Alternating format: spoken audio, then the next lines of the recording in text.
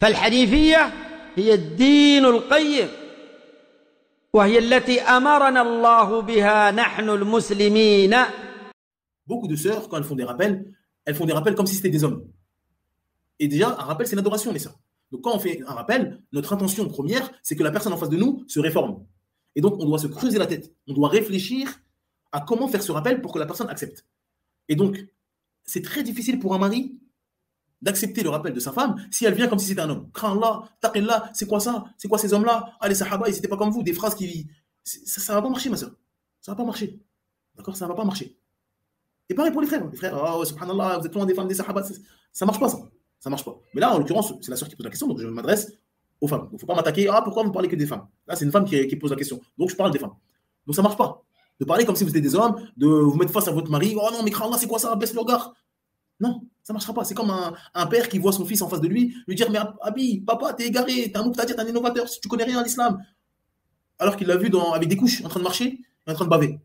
C'est difficile pour l'être humain d'accepter, même s'il doit accepter. Nous, on est musulmans, on doit accepter la vérité de n'importe qui. Mais là, on est en train de parler de la majorité des cas. Ça ne marche pas trop et c'est difficile. C'est rare. Donc, les sœurs, elles doivent réfléchir, d'accord, à comment faire passer le message à leur mari pour qu'ils se réforment. Donc, des fois, ça peut passer par un autre homme. Donc, la sœur, si elle connaît une sœur et son mari, il connaît son époux, ben voilà, dire à la sœur, est-ce que ton mari peut parler à mon mari parce qu'il fait ça, il fait ça, bon, sans dévoiler encore une fois les péchés des gens, etc. Mais généralement, il y a des péchés que tout le monde connaît, s'il fait devant tout le monde, etc., de lui faire un rappel, etc. Sans bien sûr dévoiler les péchés, sans, entre guillemets, exposer son mari et toucher son honneur. Et aussi, parce qu'Allah Azza wa Jalla, il a mis chez la femme une force, une puissance, il lui a mis une force vis-à-vis de l'homme, c'est-à-dire l'homme, il a une faiblesse vis-à-vis de la femme, et donc cette force, elle doit l'utiliser dans le bien, dans le khair, et pas dans le mal, ou pas dans les choses futiles. Allah, il vous a donné une force, il vous a permis d'avoir, entre guillemets, pour celles qui sont intelligentes et malines, d'avoir, entre guillemets, le pouvoir de faire des choses à des hommes. Ça, c'est des choses connues. D'accord? Alors, Azza wa Jalla nous dit que la ruse de la femme, elle est immense, elle est forte. Alors qu'il a dit que la ruse de Shaitan, elle est faible. Donc imaginez-vous, dans le Coran, on nous informe que la ruse de Shaitan, elle est faible. Mais on nous dit aussi que la ruse de la femme est forte.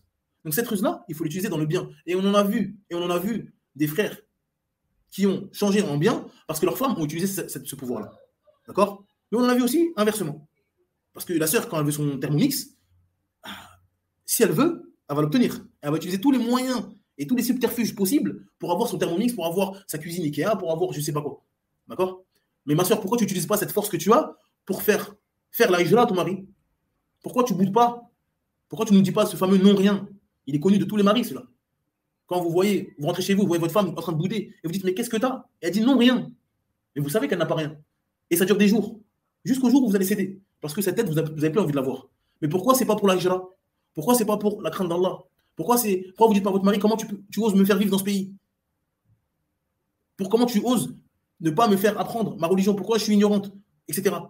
Pourquoi toujours pour la cuisine? Pourquoi toujours pour des vêtements? Pourquoi toujours on ne va jamais là? Pourquoi on ne va jamais en vacances? Pourquoi un tel, ma copine, elle est partie à Dubaï? Pourquoi tu ne m'as même pas à Dubaï? Toujours ça. Enfin, pas toujours. Sauf celle à qui Allah a fait miséricorde. Mais cette force-là de persuasion, où vous arrivez à faire plier vos maris, vous l'avez. Mais si vous l'utilisez dans le khair, dans le bien, wallah, vos maris, c'est ça la moitié du mariage. Vos maris vont s'améliorer.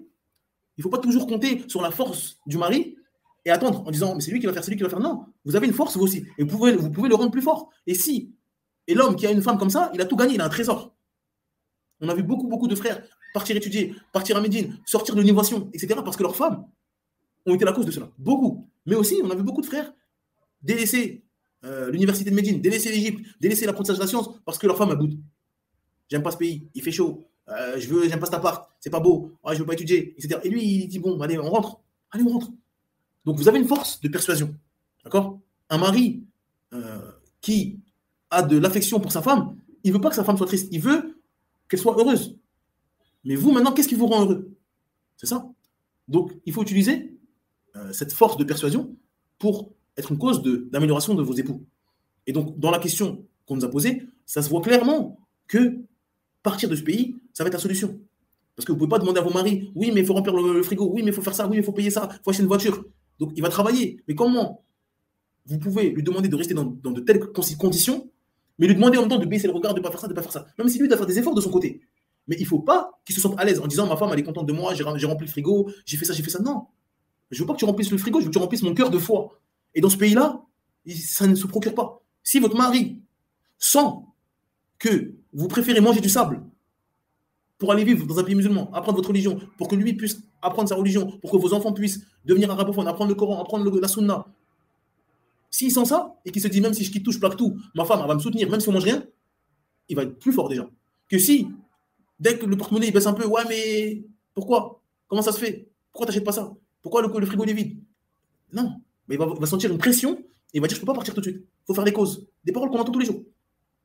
Donc, la meilleure da'wa qu'on peut faire à son époux, c'est influencer sa vie. Dans le bien, bien sûr. Dans le bien. D'accord? Et ça, c'est très, très important. Si une femme, elle montre à son mari que moi, ce qui va me rendre heureuse, moi, ce que je veux pour mon mari, c'est qu'il se rapproche d'Allah et pas qu'il me donne une cuisine équipée, ça ne m'intéresse pas. Donne-moi un studio au fin fond de je ne sais pas quel pays musulman, je serai plus heureuse. Quand je vois que mon mari, il fait ses 5 prières à la mosquée, il vient, et il apprend sa religion, etc., ça me rend heureux, mon mari.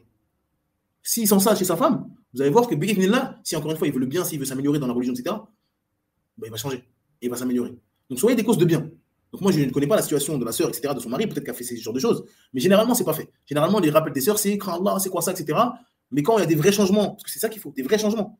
Crains Allah, toute la journée il voit des choses inimaginables, qu'on n'ose même pas imaginer, parce qu'il habite à Paris, à Marseille ou à Lyon, je ne sais pas quoi, et vous lui demandez en même temps de rester là, ou en tout cas, vous ne lui dites pas reste là, mais ça ne vous dérange pas qu'on est là, il n'y a pas de mal, d'accord?